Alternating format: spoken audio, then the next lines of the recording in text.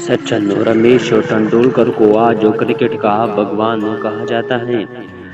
उसको क्रिकेट का भगवान ऐसा नहीं कहा गया, बल्कि मुसलसल इन तक मेहनतों, कोशिशों और ख्वाहिशों और खून और पसीनों से खेल कर वो आज इस मुकाम पर पहुंचा है।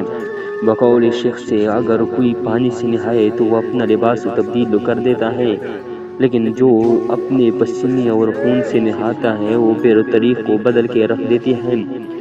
सचिन रमेश तेंदुलकर खून और पसीने से नहाया।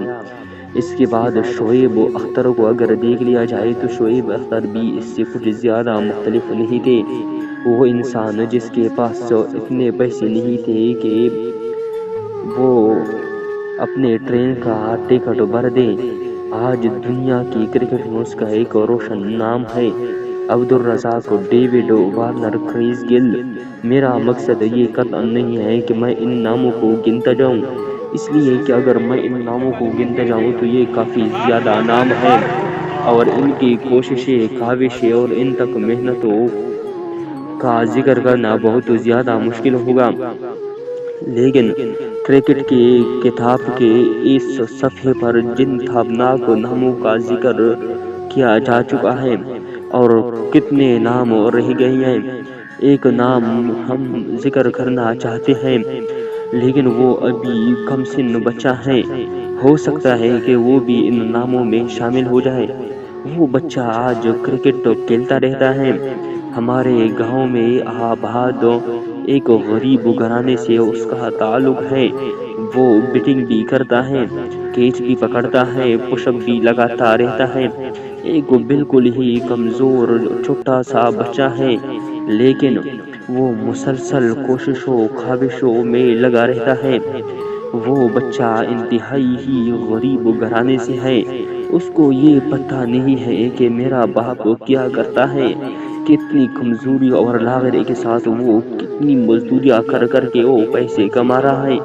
हमारे गांव में कितनी फैसिलिटीज़ हैं, किसी चीज़ का कोई इल्म लिए बगैर वो मुसलसल खेलता रहता है। उसके दिल में भी ज़रूर कोई ख्वाहिश होगी, लेकिन वो उसकी ज़ुबान इस काबिल नहीं है कि वो ख्वाहिशें सामने ला सके। उसका दिमाग इतनी इस काबिल नहीं है कि वो इन ख्वाहिशों के बारे में सोच भी सके कि ये ख्वाहिशें मुमकिन है कि नामुमकिन है। ऐसा क्यों है? आखिरकार हमारी इस बदबख्ती का राज क्या है? हमारे जो बुजुर्ग हैं, जो हमारे गाँव, हमारे इलाके के जो बड़े हैं, सिर्फ इन्हीं की बरकत है कि एक नौकरी और अपनी ज़ाती ख्वाहिशात के पीछे जाकर इस तरीके पर बैठे हुए हैं। सांप बन के इन्होंने इस तरीके को पैदा किया हुआ है। अगर आज हम चाहें कि इस तरीके को ख़त्म कर दे, रोशनी को पिला दे, तो ऐसे बच्चों को हमें प्रमोट करना होगा, ऐसे बच्चों को हमें आगे लाना होगा। इनकी अगर तारीख मुस्तकबिल है, अगर इनकी तबाही है, तो इसकी सिर्फ एक ही वजह है, और वो है हम, और वो है हमारी नादानी, और वो है अपने बुजुर्गों पे एतमाद। हमें चाहिए कि इन पर एतमाद किए बगैर हम आगे बढ़े। तो अल्लाह की पाक बारगाह में मैं ये सवाल करता हूँ, या इलाहुल आलमीन, हमारे इस हाल पर रहम फरमा, हमारे कौम, हमारे वतन पर रहम फरमा। या इलाहुल आलमीन, ये फैली हुई अंधेरों को ख़त्म फरमा दे। या इलाहुल आलमीन, ये जितनी भी बदतर हालात है, या अल्लाह हमें इन पे सब्र जमील अता फरमाने की, सब्र जमील करने की कोशिश फरमा, करने की इस्तिताअत फरमा। या इलाहुल आलमीन, हमें इन अंधेरों से निकाल दे, ताकि ये रोशन मुस्तकबिल की उम्मीद लाने वाले ये चिराग बुझ न सके।